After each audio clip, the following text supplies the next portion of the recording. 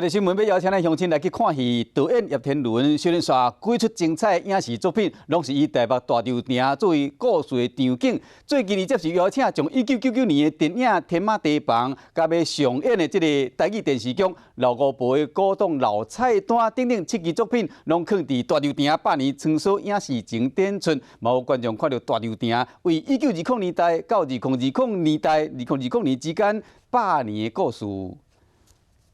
用柴苦甲砖仔起的古厝，室内摆设嘛拢是岁月的痕迹。这就是充满破旧古代风格台北大稻埕，有真侪影视作品来取景。有饮食文化，有茶叶，有布匹，然后有各式各样的跟大稻埕相关的故事。电影导演叶天伦为1999年的电影《天马地房》到今年要上映的《老古婆的古董老菜单》，总共有7支作品，拢是以大稻埕做题材。今摆这个作品嘛，伫大稻埕100年穿梭影视前的特点中变成焦点。像要播出的台语电视剧《老古婆的古董老菜单》，就是以传统的食食做题材，讲追寻根源、找根的故事，包括严正南、李冠业等新生代演员拢有参加演出。用电视，而且是